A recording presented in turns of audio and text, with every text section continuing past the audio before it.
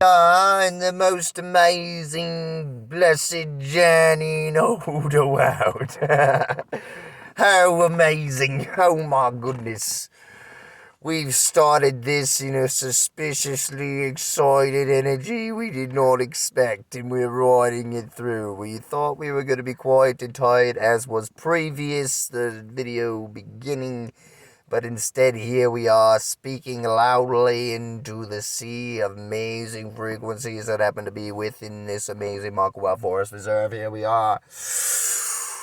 Yes, it's wonderful. Alright, today we are doing the toe practice. That's right, the obsolete toe practice. But the way in which we were doing the toe practice before previously, that is what is obsolete.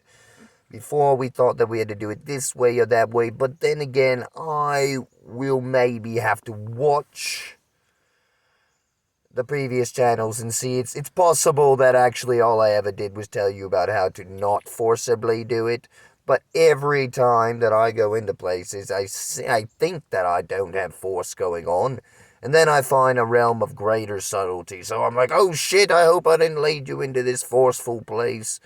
I can imagine that it's most likely that I did not, because force has been for so long obviously not working out for me. So I, through force, or through exerting myself to what seems like the 100% of my energy expression, find a steadier groove on a higher octave of energy.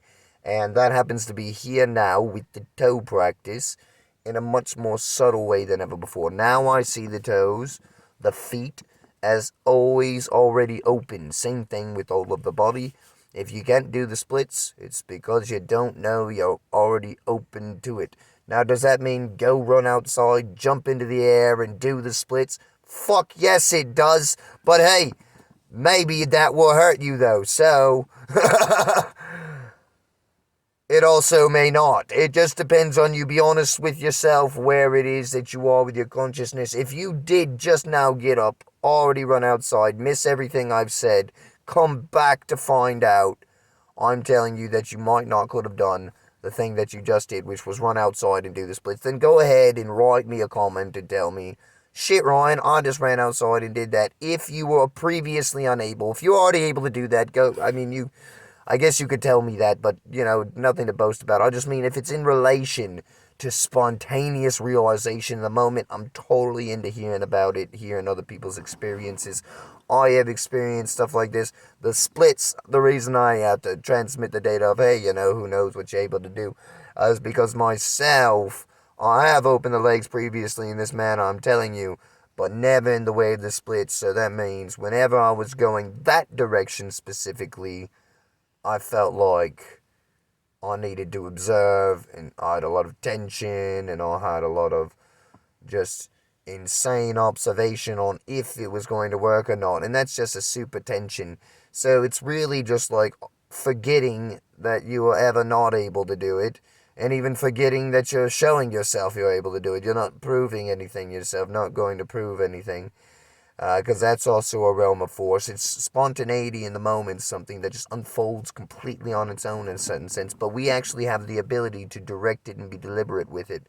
And this we that has the ability will be our pure awareness, whatever that is, that has the ability to focus here on the present moment in order to do, well, anything.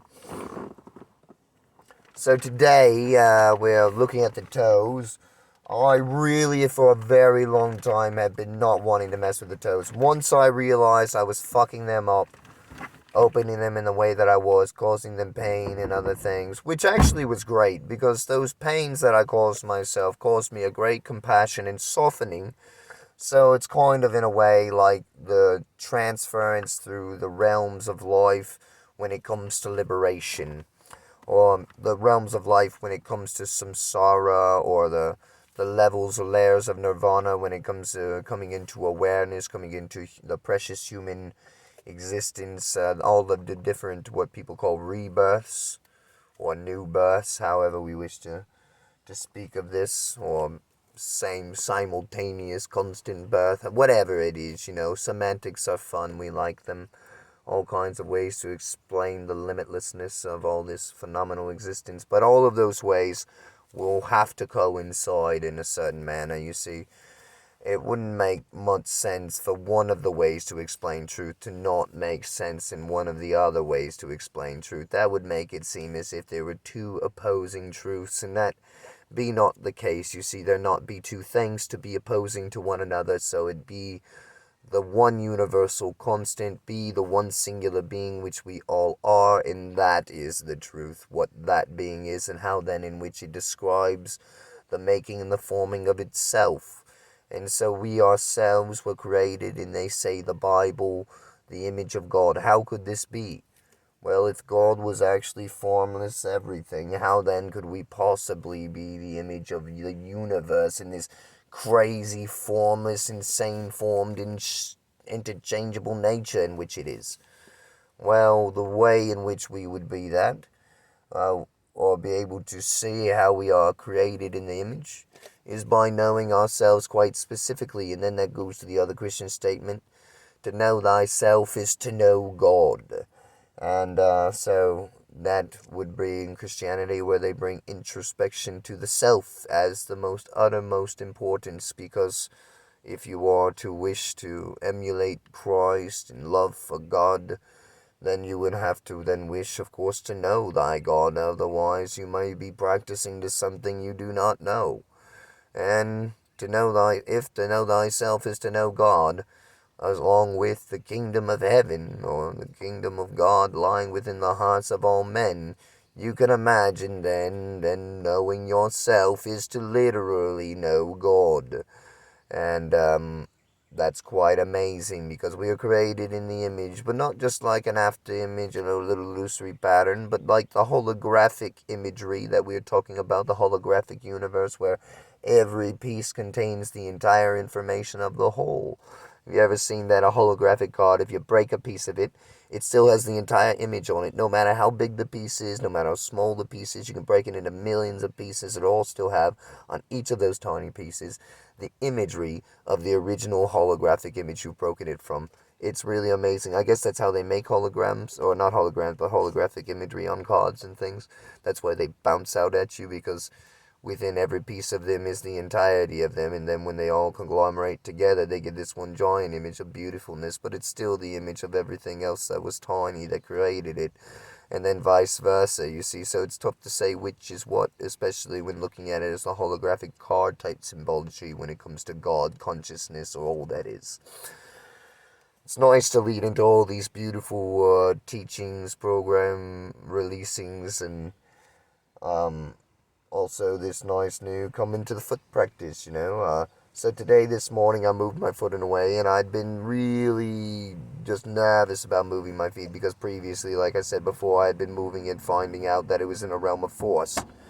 Now, the way in which this realm of force was going through borders, in a sense, is because I reached this place that causes me great pain, but it was actually compassion that got me to this place. So my great compassion for myself, my great focus for opening my toes so that I could weave energy for the benefit of all beings to the greatest potential that I am able, to the uttermost impeccability that has been shown to me by all of consciousness through my direct experience, to be the dwelling frequency of that of enlightened consciousness of my truest being, the heart of all that is, Buddha's embodied, however we wish to express enlightened action, enlightened mind when it comes into the full fruition of its refining understanding of its pure awareness. And so, when I hit these places of great pain, I must now recede. And it's compassion, this pain. Because if I had not known this, obviously, maybe this pain came too late. And now I've broken my foot, and I can't ever fix it again. So luckily for me, this great compassion comes. And I have compassion for myself, because I'm not going to keep moving myself into a place of great pain. And so when that happens, it's actually like I've gone to a different layer. And a lot of people would say this is, maybe in the Bardo sort of life, or the rebirths, the layers, going from animal realm to human realm to God realm or whatever. Now, I've mentioned God realm before, perhaps. We're not trying to go to God realm. God realm is a place of great wonderfulness for a seeming eternity, and then 1 week before you run out of your God karma, you learn that you're going to die, and you have 1 week to realize enlightenment. And then you may be able to possibly just get a good mindful rebirth and become back as a human, and then you can realize liberation. So liberation can really only be realized from the human rebirth in a way that's guaranteed to give you the greatest amount of time for realization. So you have the greatest potential here. And there's a good reason for this, here in the middle way, good in the phi ratio. Everything, in a way, exists this way. Everything being a complete marriage of the male and the female. But we'll understand what everything means through these different octaves of dimensionality and how we move through them. But for this subtle frequency, or for this moving into pain and then finding compassion, you then have the compassion and brings softening. And this compassion is skillful means, or the male, the masculine, as we can see it, form in a way. And so now you have form, you have the way to use your wisdom, and so on. Now I have the wisdom, okay, this is hurting me, this is a wisdom. And I have compassion now, how can I do this? What's going on? Well, for me, it's become very simple. I must be using some realm of force. And so I let go of force. And so for a long time, I don't use the toes at all. I use them in my practice. You can see my feet have become very wonderful in my practice, my toes and how they go, but it's very loose, allowing them to move where they wish to go based on the hip, the knee, the leg, the entire body. Same way that I move my hands, really. But of course, when I do have my hands sitting still, I am actually able to move my fingers. And so, seeing that I am able to move my fingers when I sit still, even without moving my entire body, I'm able to move first from the fingers. So I'm like, okay, what am I doing here? Why am I having trouble? And then I remember all the old programs. Okay, I thought I needed to move from here first. I thought I needed to move from here first. I thought I needed to move from here first. And then I thought to myself finally, well, if I have a body that was meant to move as a body moves, you don't have to open it in any way. It's already open. And so the opening in this manner is an opening of your own mind and just your own way in which you become now lighter in your focus, in a sense. Of course, you come to light, then maybe you don't do anything. You're not even looking at it anymore. So there's a balance point when it comes to peering at something, having your awareness, your attention, your focus on it. It's not an over focus, it's not an under focus, but when you come to this place that I'm talking about, self focus, it's from a softened gaze. And then you can really lean into your focus in a really big way. Now, there's a way that you would lean into your focus that would clench your muscles in a giant manner, that would come before parts of the awareness and the way in which it's rising. Now, there's a way that the awareness and focus can give clenching to the muscles, but in that way, if their focus was derived from your eyes, if you're looking at a speck in front of you, then all of a sudden you'd just be looking so amazingly into this object without really needing to move. It'd just be like deepening your gaze into it somehow, even though movement doesn't seem to be happening. This feeling of intensity building, building, building. And finally, perhaps from the point of the pupil to the eyelids, to the brows, to the facial structure, everything shivering, shaking. Finally, you may feel a lot of different clenchings of muscles. Maybe there could be a giant clenching. I imagine shaking would probably be the very biggest thing to occur. A big, huge shaking of the internal structures and subtlety if you're doing it from the point of straight awareness, beginning motion. And otherwise, you're using some realm of force to keep your awareness there, but it's not necessary. And so you can relax.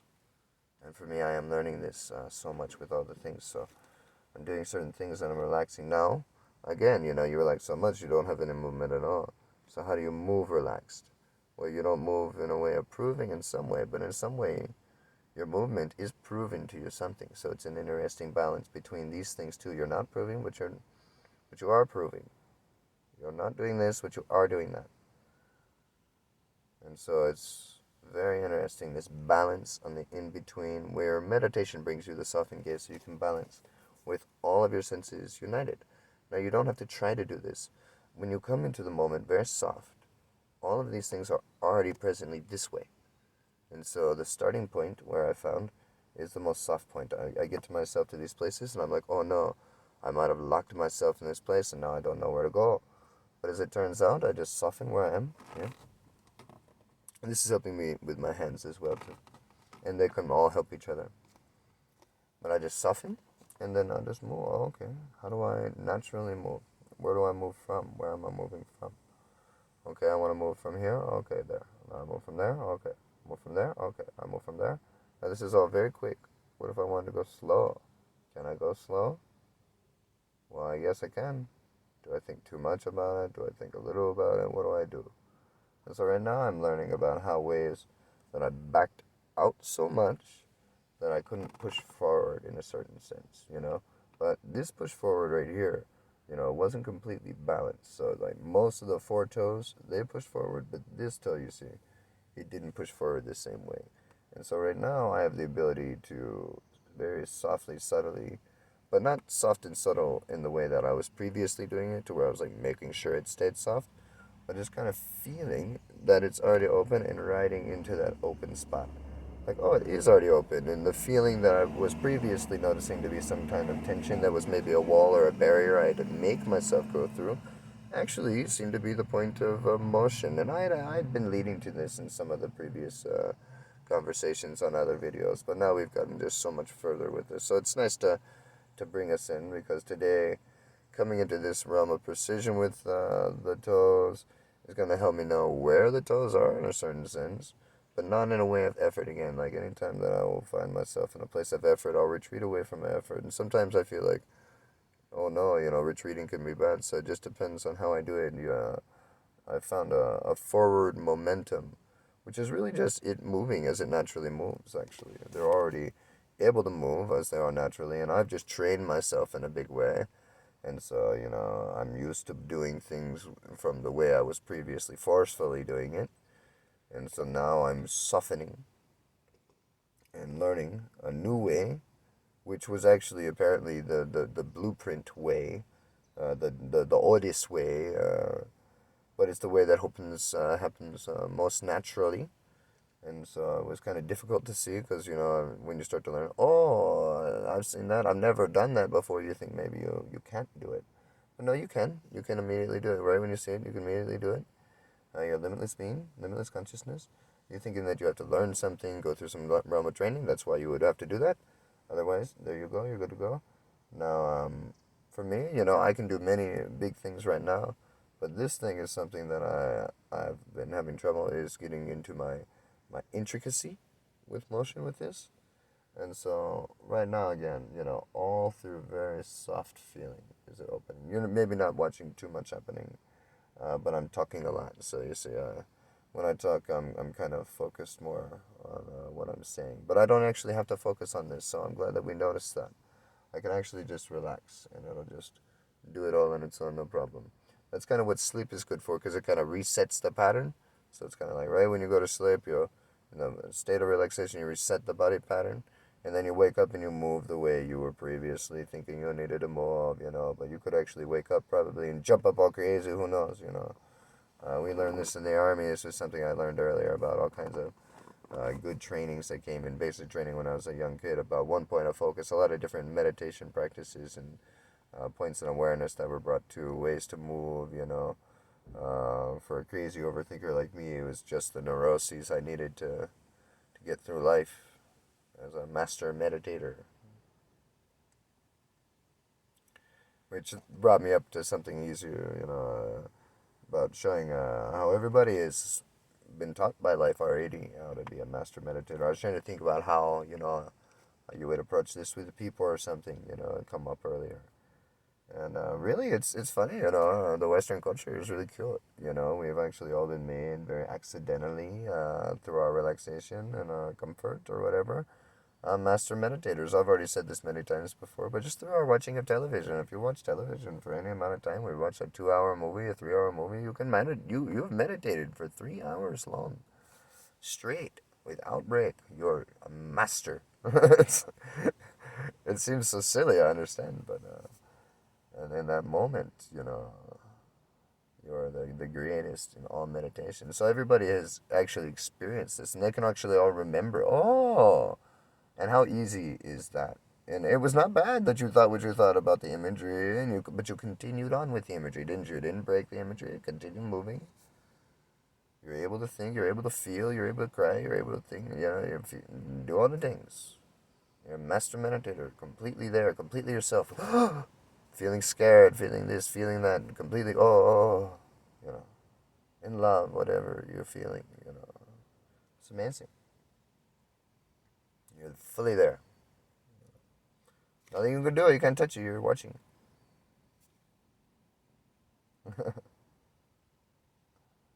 It's very beautiful. Yes, but this realm of intricacy and movement coming in more deeply is bringing a deliberateness to the motion that I believe is going to allow the much more easier grab, because now you can just feel it move, from the whole deal. Right now I'm moving the whole foot with it. I guess I was tired of that positioning. Maybe it needed to be closer to the camera. I wasn't aware. I don't know.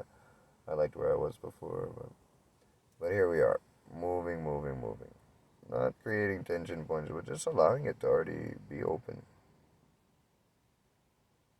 It can be scary too, doing this on the camera. Like, oh no, what if it makes a mistake? It makes you want to give up, walk away, run away, doubt, whatever it is. But no, just keep going, should practice. But no force. If you're making yourself do something, it's different. If I wanted genuinely, to stop, if it was too difficult, then okay, alright, that's fine. For me at this time, it's not, so just keep moving.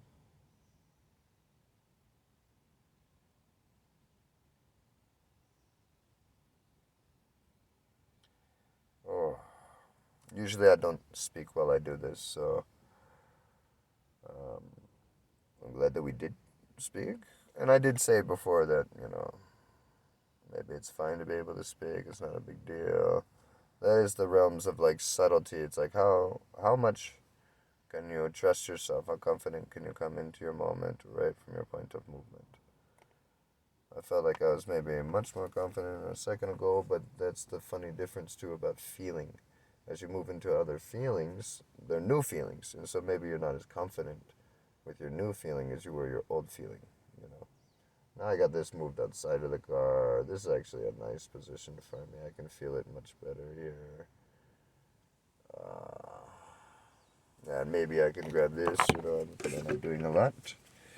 And we'll do this. I don't really know much reason to be showing you my feet really, but I mean, you guys can derive information based on what you're watching of my feet. But I think that we've described a lot of it. It's just moving into subtlety, seeing that your foot's already open. So right now I'm actually letting it go quite a bit more. It's like that was all fun. We were doing something there. It's nice to feel the tips is all. Get to be feeling them. Like where are we at? Like you're stretching your hand. So there's just simple ways that I just haven't allowed myself to stretch. Like maybe ways that I would try to make it go to where I think it wants to go. And so I can't move it from like where it actually comes from if I'm doing that, and I'm creating like a strange tension point. So right now it's like a relaxed allow it to move where it's moving. Just like you allow the breath, the light language. Yeah. Sorry if I lose the camera. I'm watching the foot. I'm being very present with where I am so I can feel. Just feeling. And then seeing that, I don't have to be so present with the feeling either. I can just relax a little. Yeah, I've been doing this a lot already, in my practice with the feet. And so it scares me too because they already are fully opened. I'm like, oh, okay, I can move them really amazing. And I say that fully open because they are fully open. Now, do I move them in all the ways that I've moved them? That would be a way of opening them that I would describe differently than the other way of opening. Because here they are, they're open, but am I able to use them intricately? Am I aware of them? Have I been moving them? They are in a moment. But I've been having these things where I've been sitting there and then I move my foot in a funny way and I'm like, oh shoot, I don't know what I'm doing. And it hurts me. And that moves me to compassion again. And so this has happened with my right foot a couple of days ago, and then now my left foot this morning, and both of them have moved me into wishing to be able to feel more easily my feet. And so that would make you think, oh, no, no, no, emergency, emergency. They're closed, they're closed. You need to do something. Open them, open them. It's like, oh, no, no, no, no, okay. So that's why I heard that one. But, but no, they're already open, so I just allow myself to feel them, allow myself to move them as they move. Right then, I kind of went into a funny showing movement from where I was. But it's so funny too, because like we're moving like very, like as if I have to move hard or something. It's funny. But yeah, I mean it's kind of easy, You just move your toes together, It's like, together, separate, feel them. It's pretty simple. They do it on their own. I like intricacy, because I like to be able to move in a way I understand, and because I was really kind of avoiding them, I wasn't really able to see what was going on. And so now that I've finally hurt them a couple times, which was a great compassion giving me the skillful means to look in a certain direction, and I'll be able to come in and be like, oh, okay, yes, no, they are fully open, and I'm not lying to myself about it. They are that way, and I can move in a realm of great subtlety, and the resting spot is just where they rest most easily on their own naturally, so you just like, oh, it's a resting spot. And you just move from your resting spot into places